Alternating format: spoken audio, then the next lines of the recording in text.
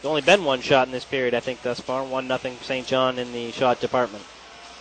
Make no mistake about it, Christopher Gibson is one of the elite goaltenders in this league. Now we're going to have a scrap.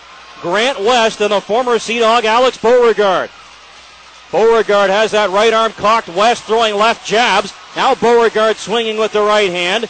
Trying to connect underneath. West comes over the top and misses. Oh, a hard right hand. West staggered a little bit. Now off comes Beauregard's bonnet. Beauregard still throwing right hands. West coming underneath. Beauregard with that right arm free. West comes over the top and connects with one. They continue to battle here. West throwing those jabs again. Beauregard trying to go underneath. Is tied up, and now they'll release one another and call that one a hard-earned draw for Grant West and Alexander Beauregard. That's a great tilt, two guys, and they threw a lot of punches at each other. They're two tired combatants as they head to the penalty box for 5-minute rests. That's exactly what it is at this point. That was a pretty good tilt right there. So at 3:14, we're going to get fighting majors, each to Grant West and the former Sea Dog, Alexander Beauregard. They need it. So it's McDonald unassisted with his first at 2:10. Here come the Drakkar now. Gerard for single. Back to Gerard. In the left wing corner, we got a whistle and a scrap. It's going to be Grant West and Samuel Noro, the mammoth defenseman for the Drakkar. Noro throwing hard left hands. West trying to come back with some. Noro throwing at will, and now down goes West as he slipped. And that'll do it for that very quickly. Grant West is a former draft pick of the Drakkar. Played 3 games here 2 years ago before spending the rest of the season in Campbellton in the Maritime Junior A League. And he went with the axe in hand, trying to take down the big tree known as Samuel Noro. He's 6'5", 2.25. Draft pick of the New York Rangers. And Noro, very impressive there.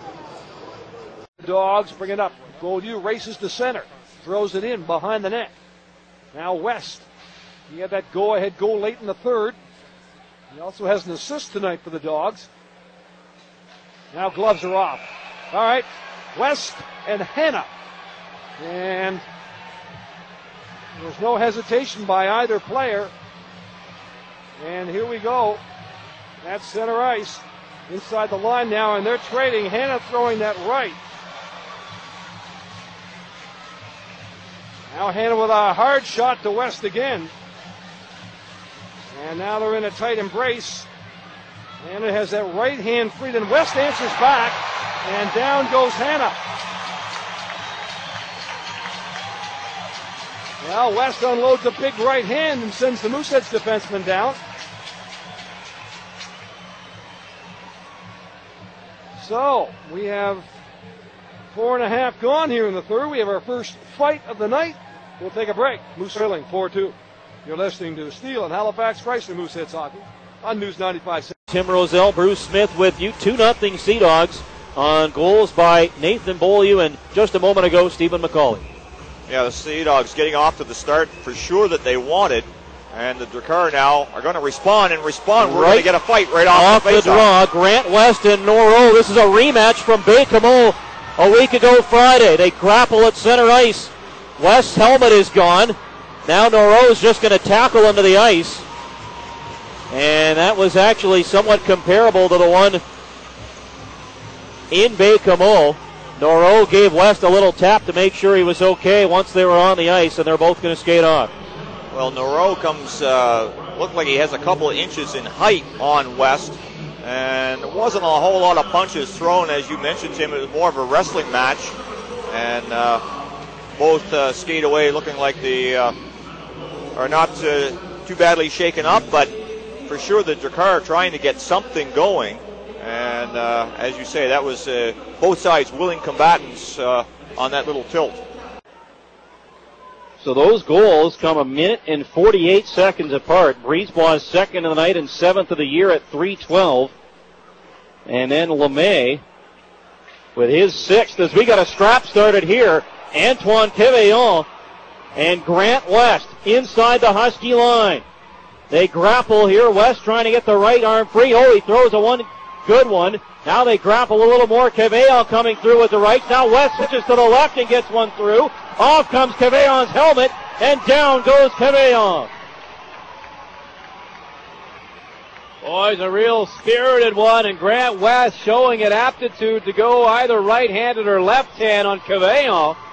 And he landed the majority of the blows on that one, and a great time for the St. John Sea Dogs to try to bust up some momentum and take a little bit of the effort and energy away from this Huskies team that won't go away tonight, and if not at this one, at 3. But Grant West finds a willing and able dance partner who finds the best of him, and the Sea Dogs fans here have started to bring some energy back into this building after this battle between those two guys, already aware that it's going to be 5-on-5, and this one will get going quickly. But when it's all said and done, West doing his job as the enforcer on this hockey club, being able to try to shake the momentum that the Huskies have created here in the third period. So that scrap comes 20 seconds after the Huskies tie it. It's LeMay's 6th from Kemeyev at the 5-minute mark. A lot of iron in behind Brennan, and the puck came right back out in front of the net. Here comes Cooper with a chance. That blows off of the defenseman Frazier and wide. The two chase it into the corner. Now West knocks down Frazier hard. Frazier is hurt.